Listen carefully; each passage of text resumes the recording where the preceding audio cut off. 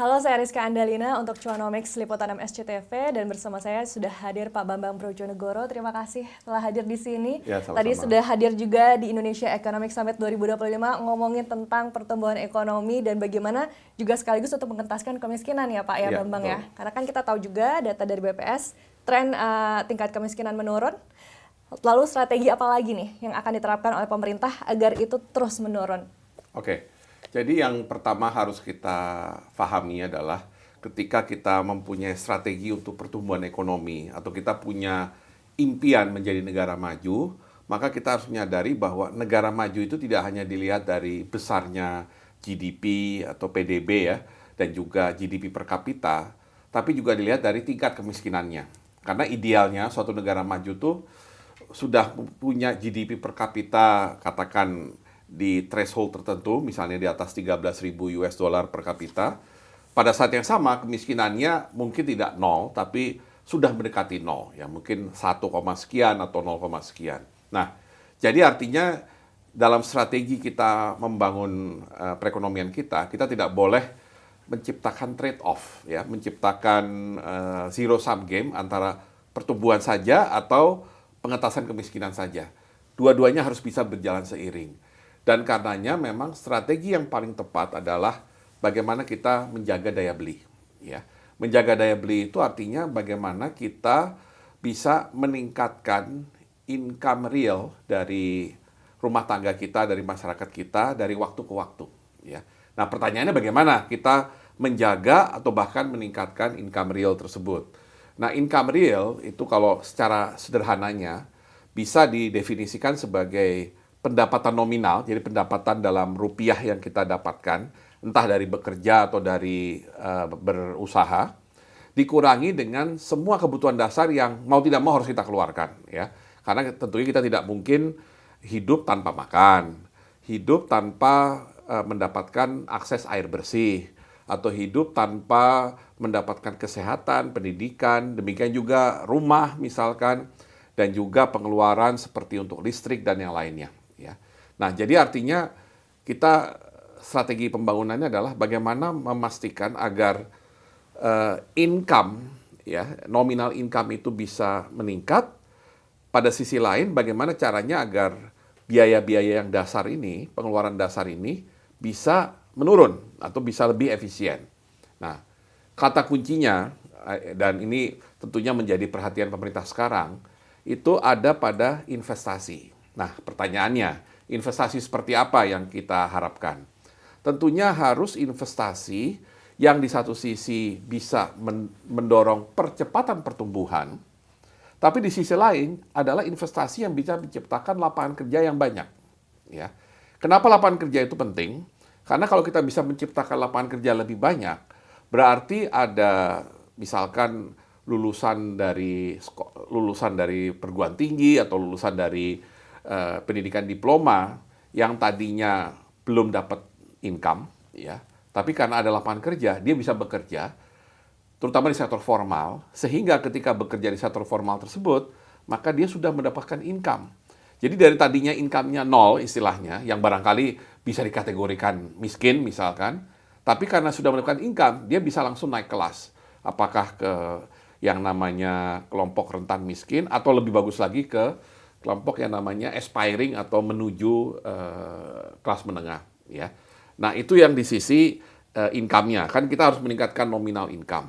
Nah, untuk bisa mengurangi atau mengefisienkan pengeluaran dasar, maka di sini diperlukan investasi juga, tapi lebih banyak oleh pemerintah, yaitu investasi di bidang infrastruktur yang bisa mengurangi biaya dasar ini. Contohnya, investasi untuk distribusi air bersih, investasi misalkan untuk kebutuhan gas untuk kebutuhan memasak misalkan. Kan sekarang kita pakai LPG 3 kilo yang tidak hanya diimpor tapi juga disubsidi, ya.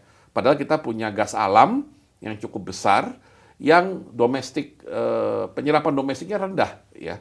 Kenapa? Karena tidak ada jaringan gas yang diinvest untuk bisa menyalurkan gas itu ke rumah-rumah, ya. Nah, kemudian investasi di perumahan, ya. Ini tentunya inline dengan ide dari Pak Prabowo untuk 3 juta rumah, karena bagaimanapun rumah kan kebutuhan dasar, ya. Nah, kemudian ada lagi investasi di misalnya transportasi publik, ya. Karena sekarang ini kenapa Jakarta macet seperti ini, ya, subsidi BBM begitu besar, karena semua orang mau tidak mau harus menggunakan kendaraan pribadi, apakah roda 2 atau roda 4, dan ketika misalkan Anda punya roda 2 atau roda 4 yang memang harus Anda pakai sehari-hari, Anda harus keluarkan biaya kan untuk BBM. Makanya harus ada subsidi BBM. Jadi bebannya terlalu besar. Kalau kita tidak invest di bidang-bidang yang bisa mengurangi pengeluaran dasar. Jadi kalau kita sudah tingkatkan income nominal dan kita kurangi biaya dasar tersebut, harapannya terjadi kenaikan daya beli tadi atau kenaikan real income yang tentunya secara otomatis itu akan mengurangi kemiskinan. Ya. Jadi di situ kita bisa melihat bahwa kita tidak mengorbankan pertumbuhan demi mengurangi kemiskinan, tapi kita mencoba menciptakan pertumbuhan sekaligus kita mengurangi kemiskinan. Jadi kita harus punya strategi yang istilahnya tidak hanya berorientasi kepada penciptaan output ekonomi yang setinggi-tingginya, tapi juga harus punya strategi untuk menciptakan lapangan kerja sebanyak-banyaknya. Oke, semua itu akan berjalan secara linear. Ngomongin tentang daya beli, sebenarnya yang belakangan juga sempat jadi perbincangan adalah daya beli masyarakat kelas menengah, tuh, Pak. Pasti arahnya akan ke sana. Kelompok miskin turun, tapi kelas menengah pun juga turun. Akhirnya keamanan apa yang akan diberikan oleh pemerintah untuk kelas menengah yang sebenarnya juga penggerak dari roda pertumbuhan ekonomi? Nah, jadi kalau misalkan kita menggunakan klasifikasi pendapatan rumah tangga di BPS untuk statistik kemiskinan maupun ketimpangan, mereka membaginya menjadi 5 kelas, ya. Dari kelas yang income tinggi, high income, middle income, kelas menengah yang tadi Anda sampaikan sedang mengalami penurunan atau shrinking. Di bawahnya itu ada aspiring middle income. Jadi dia tidak bisa dianggap miskin lagi, tapi dia belum menengah. Jadi dia itu diantaranya. Ini yang disebut aspiring. Aspiring itu artinya ingin jadi middle class. Di bawahnya ada kelompok yang disebut rentan miskin. Ya. Kenapa? Karena dia memang tidak miskin, tapi kalau ada kejadian-kejadian tertentu, contohnya COVID, atau misalkan yang lebih sehari-hari, misalkan ada yang mencari income di keluarganya sakit, atau misalkan gagal panen gitu ya, kalau petani, maka mereka gampang turun ke miskin. Nah, terakhir adalah kelompok miskin. Nah, yang selalu disampaikan oleh BPS setiap 6 bulan sekali itu adalah tingkat kemiskinan yang paling bawah tadi, ya, yang Anda bilang angkanya terus turun. Ya, seakan bahkan yang terakhir itu sudah di bawah 9%, ya. Karena waktu zaman saya di Bappenas, kita menurunkan dari 10 ke 9, ya. Dari 10, sekian jadi 9, sekian. Nah, sekarang sudah 8, sekian. Artinya ada penurunan terus. Tapi betul sekali Anda katakan, di sisi lain yang kelompok menengah ini juga turun, ya. Kenapa? Salah satu akibat besarnya adalah karena COVID, ya. Karena COVID itu membuat orang kehilangan pekerjaan, atau yang punya usahanya tutup, ya. Dan mereka rupanya tidak mudah untuk recover kembali setelah 2022. Ditambah tadi yang saya sampaikan, biaya hidup di Jakarta untuk dasar kehidupan kita, di kota besar lah, tidak hanya Jakarta, itu sebenarnya sangat tinggi, ya. Jadi artinya daya beli kelas menengah ketika income-nya, katakan income tidak hilang, katakan income tidak naik, tapi kalau biaya-biaya naik terus, kan berarti daya belinya turun, real income-nya turun.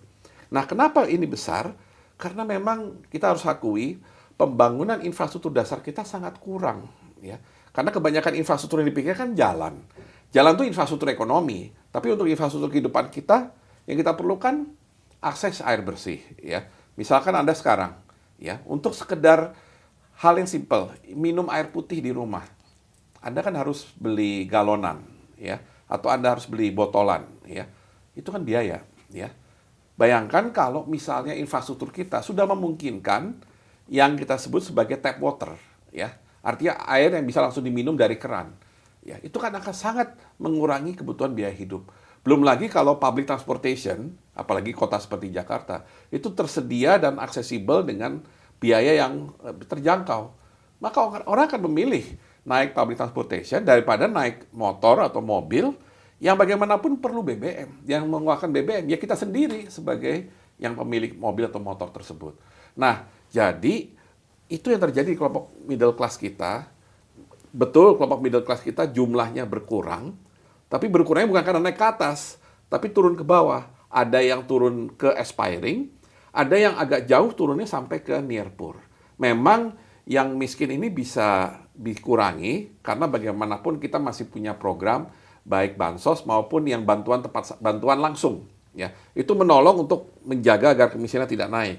Tapi untuk bisa membuat kelompok yang near poor naik kelas ke aspiring naik ke middle income, kuncinya adalah tadi meningkatkan income real melalui investasi yang menciptakan lapangan kerja dan investasi yang mengurangi biaya hidup. Ya. Jadi kata kuncinya ini kan dua-duanya investasi. Cuman yang satu mungkin ini investasi yang private, artinya baik asing maupun swasta, domestik. Yang di sini adalah investasi yang di-lead utamanya oleh government. Ya. Nah, jadi meskipun kata kuncinya sama investasi, pelakunya beda. Tapi kan harus ada yang mengkoordinasikan, mengorkestrasi. Yang mengorkestrasi ya mau tidak mau government. Ya. Jadi harus memberi kesempatan seluas-luasnya untuk orang investasi di Indonesia, karena tujuan akhirnya menciptakan lapangan kerja. Hanya dengan cara itu Anda bisa mengurangi kemiskinan secara signifikan. Gitu. Betul. Jadi lapangan kerja adalah kata kuncinya ya untuk bisa meningkatkan income-nya. Tapi memang yang kita ketahui juga kabar dari akhir tahun kemarin kan industri banyak yang kolaps tutup dan akhirnya PHK ada di mana-mana. Sebenarnya untuk pemerintah sendiri menarik investasi itu punya tantangan yang banyak nggak sih Pak? Seperti apa sebenarnya di tengah ekonomi global yang tidak penuh kepastian ini? Harus diakui, even sampai hari ini kita masih mendengarkan banyak keluhan mengenai sulitnya membuka usaha di Indonesia. Dan ini bukan hanya orang asing yang bicara, orang di Indonesia sendiri, pelaku bisnis di Indonesia sendiri mengeluhkan hal yang sama, ya. Dan terus terang yang diomongkan adalah yang dalam tanda petik yang itu lagi. Lamanya untuk mendapatkan izin, artinya proses terlalu lama. Kedua, munculnya biaya tinggi, ya, biaya-biaya yang kadang-kadang tidak tercantum, tetapi tetap. Kemudian kadang-kadang ada dalam tanda petik gangguan di lingkungan, ya, yang membuat kadang-kadang orang jadi nggak berani untuk invest di sana. Dan kemudian ya menurut saya juga banyak di pemerintah daerah banyak yang belum paham mengenai pentingnya investasi dalam konteks penciptaan lapangan kerja, ya. Karena terus terang saya perhatikan dalam politik kita di nasional, ya, baik di pusat maupun di daerah, jarang sekali politisi yang ketika ingin jadi bupati, wali kota, gubernur, atau jabatan publik lainnya termasuk anggota parlemen mengatakan bahwa kalau saya terpilih sebagai politisi, maka tujuan saya adalah menciptakan lapangan kerja sekian. Ya, jarang sekali. Rata-rata bicara ya yang terlalu normatif lah. Kadang-kadang bicara, saya ingin tingkatkan pertumbuhan ekonomi, saya ingin kendalikan inflasi. Tapi itu kan besaran-besaran makro yang abstrak, yang tidak mungkin orang itu paham. Ya. Tapi kalau dia bicara adalah menciptakan lapangan kerja, maka mau tidak mau dia harus pikirkan bagaimana menciptakan lapangan kerja kalau tidak mengundang investasi. Ya. Yang terjadi sekarang ya mohon maaf, banyak yang tidak berorientasi pada penciptaan lapangan kerja dan malah lebih banyak dalam tanda petik menghambat investasi itu sendiri. Seolah-olah yang berinvest di situ adalah hanya orang yang ingin cari duit, cari profit, tidak berpikir sosial. Padahal dampak tidak langsung dari adanya investasi, penciptaan lapangan kerja, ya. Dan bukan hanya penciptaan lapangan kerja, kalau Anda investasi di suatu sektor yang memerlukan misalkan bahan baku lokal, kan ekonomi lokalnya juga ikut terbantu, gitu. Jadi menurut saya ini banyak pemahaman di tingkat grassroots yang belum terlalu fokus pada upaya menarik investasi. Berarti yang krusial untuk dievaluasi adalah kebijakan dari internalnya terlebih dahulu ya Pak ya? Kebijakan untuk benar-benar memprioritaskan investasi, ya. Memprioritaskan investasi, tapi tetap yang paling penting, investasi untuk menciptakan lapangan kerja, tetap harus mengedepankan kompetisi, ya, bagaimanapun kompetisi itu penting, dan terakhir harus bisa meningkatkan produktivitas. Ekonomi hanya bisa berkembang cepat kalau di dalam internalnya itu kompetitif, dan akhirnya bisa menciptakan produktivitas lebih tinggi. Ya. Gitu. Tapi sekarang ada lagi nih, yaitu terkait efisiensi anggaran yang ternyata juga dikhawatirkan juga kan. Kemarin-kemarin banyak pegawai honorer yang juga berteriak gitu, kekhawatiran akan di PHK juga. Bagaimana akhirnya pengaruh efisiensi anggaran ini terhadap pertumbuhan ekonomi kita dan lapangan kerja juga mungkin? Yang pasti ini bukan pemotongan anggaran mungkin ya, bahasa yang lebih tepat adalah realokasi. Karena secara total, total pengeluaran dalam APBN kita nggak berubah. Yang berubah adalah alokasinya. Ada kementerian yang dipotong, ada yang lain yang nambah, ya. Dan kita tahu bahwa Bapak Presiden ingin menekankan kepada pentingnya penyediaan makan bergizi gratis. Dan penyediaan makan bergizi gratis secara nasional kan butuh effort yang besar ya, artinya resources yang besar, termasuk anggaran itu sendiri. Dan karena kita masih punya keterbatasan, misalnya tax ratio kita yang baru 10%, maka otomatis sumber utama adalah dari realokasi anggaran. Jadi menurut saya, selama realokasi anggaran itu diarahkan untuk hal yang lebih produktif, nggak masalah. Tapi harus benar-benar diarahkan ke hal yang lebih produktif. Jadi memang sekarang tantangannya adalah pada penyelenggara dari MBG itu sendiri. Bisa nggak penyelenggara MBG ini memastikan nanti programnya berjalan lancar, efisien, artinya ya tidak banyak biaya-biaya yang bocor, dan kemudian tepat sasaran. Ya, meskipun barangkali impact-nya jangka menengah panjang, tapi orang ingin lihat, ini ada manfaatnya nggak sih program ini? Nah, itu yang menjadi kunci. Karena menurut saya kalau kita bisa menjalankan program MBG ini dengan melibatkan stakeholder lokal, masyarakat lokal, termasuk menyediakan bahan baku untuk makanan, ya, mungkin terlibat dalam distribusi, ataupun terlibat dalam kegiatan MBG sendiri, akan ada dampak ekonomi yang muncul, ya, yang diharapkan bisa mengkompensasi dampak ekonomi yang hilang akibat anggaran yang tadinya di Kementerian A dipindahkan ke Badan Gizi Nasional atau lembaga-lembaga yang terkait dengan MBG tersebut. Gitu. Tapi perlu ada kekhawatiran juga nggak sih Pak untuk berpengaruh juga ke pertumbuhan ekonomi? Tentunya concern selalu ada, ya, concern selalu ada karena tadi sekarang memang istilahnya kuncinya dalam tanda petik tanggung jawab ya terletak pada penyelenggaraan MBG-nya. Ya, kalau dulu mungkin kita masih berharap bisa pertumbuhan dari bangun infrastruktur, dari kegiatan-kegiatan di berbagai sektor, misalkan bagaimana mengembangkan pariwisata dan segala macam. Nah, sekarang ini memang salah satu harapan besar dari sumber pertumbuhan adalah dari dampak ekonomi MBG. Ya, jadi memang tanggung jawab penyelenggara MBG, bisa nggak mereka menciptakan dampak ekonomi yang sebesar-besarnya, termasuk dampak ekonomi dalam konteks mengurangi kemiskinan. Oke. Dan di tengah situasi ekonomi Indonesia saat ini dan juga global, kita kan juga punya target untuk mencapai 8% ya Pak ya. Ya. Kira-kira apa saja nih strategi atau langkah yang tepat untuk menuju ke sana? Ya, menariknya ternyata angka pertumbuhan 8% paling tidak dalam setahun itu pernah kita alami. Jadi bukan sesuatu yang diangan-angan, tapi pernah kita alami memang sekitar 30 tahun yang lalu. Ya, tahun 94-95, Indonesia itu mencatat pertumbuhan ekonomi 8%. Ya. Pertanyaannya dari mana sumbernya? Waktu itu ekonominya didrive oleh sektor manufaktur, industri pengolahan. Khususnya yang labor intensif, padat karya. Tekstil, garment, footwear, alas kaki, dan elektronik. Ya. Dan kebetulan waktu itu kita dapat banyak investasi di sektor-sektor ini, di bidang-bidang ini, adalah investasi relokasi dari Jepang pada waktu itu. Jadi Indonesia mendapatkan manfaat ketika ada relokasi dan kita bisa memanfaatkannya menjadi industrialisasi. Ya.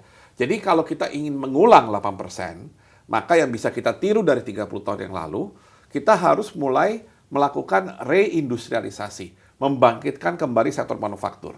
Tadi Anda ceritakan banyak PHK dan segala macam, itu kan dari sektor manufaktur. Berarti barangkali sektor manufaktur yang banyak tutup itu kebetulan adalah tekstil misalkan. Barangkali memang bukan arus utama lagi di Indonesia. Kita harus mencari produk apa yang baru dari manufaktur untuk masa depan, ya, untuk bisa menciptakan pertumbuhan 8%. Nah, pengamatan saya harusnya program hilirisasi yang sekarang mulai digencarkan pemerintah itu harus benar-benar bisa menciptakan kembali industrialisasi. Ya, jadi hilirisasi harus berujung pada industrialisasi. Jangan sampai hilirisasi hanya berkembang hanya sebatas misalkan dari nikel hanya jadi nikel yang sudah di smelter, kemudian langsung dijual. Ya, kita inginnya nikel itu bisa menciptakan nilai tambah setinggi mungkin sampai menjadi stainless steel. Kalau bisa pabrik stainless steelnya di Indonesia, atau kita punya pabrik EV, baterai kendaraan listrik. Ya, yang juga ada bahan dasar nikelnya, dan itu kita produksi di Indonesia. Kita nggak cukup hanya jadi sekedar supplier nikel untuk pabrik baterai di China misalkan. Kita harus bisa mengembangkan pabrik itu sendiri. Ya, jadi Hal-hal seperti itu yang menurut saya akan bisa menjadi salah satu solusi bagaimana kita mulai menatap pertumbuhan 8%. Jadi manufaktur, industrialisasi, hilirisasi, ya. Dan ditambah jangan lupa investasi tadi, ya. Karena kalau kita mau mendorong hilirisasi yang besar, kita butuh investasi yang besar, luar maupun dalam. Jadi mau nggak mau investasi tetap kata kunci.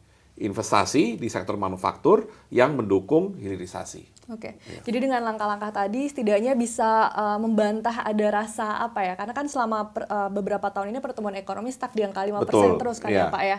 Jadi ada rasa kekhawatiran apakah itu akan bisa tercapai atau tidak gitu. Tapi kuncinya dengan 5 langkah tadi akan bisa. Yang tadi saya katakan itu harus berupa suatu transformasi dari perekonomian sendiri. Karena terus terang kalau kita lihat industrialisasi kita sekarang ya memang masih tumbuh setiap tahun 4-5%. Tapi jelas pertumbuhan 4-5% itu nggak cukup untuk kita membangkitkan kembali industrialisasi. Dan kita perlu tadi strategi yang lebih tajam untuk menciptakan nilai tambah yang setinggi mungkin dari industrialisasi. Dan dengan kekayaan sumber daya alam kita yang luar biasa menurut saya, baik di pertanian maupun pertambangan, inilah saatnya kita untuk mendapatkan keuntungan sebesar-besarnya, bukan dengan sekedar dapat margin jual mentah, ya artinya kita nambang nikel kemudian menjual dan kita udah seneng kalau harga jual di atas biaya produksi, ya kita dapat untung. Tapi bukan itu, kan itu untungnya untung di korporasi, tapi tidak untung secara negara. Kalau mau untung secara negara, tadi kita harus benar-benar bisa bawa nikel itu dari tambangnya sampai menjadi bahan dasar dari pabrik baterai listrik yang ada di Indonesia, ya. Jadi kuncinya hilirisasi itu harus seperti itu. Sedapat mungkin, sehilir mungkin, kita bisa menciptakan nilai tambah yang paling tinggi. Gitu. Oke, terima kasih banyak Pak Bambang atas perbincangannya untuk Cuanomics Liputan 6 SCTV. Demikian Cuanomics Liputan 6 SCTV, saya Rizka Andalina pamit, sampai jumpa.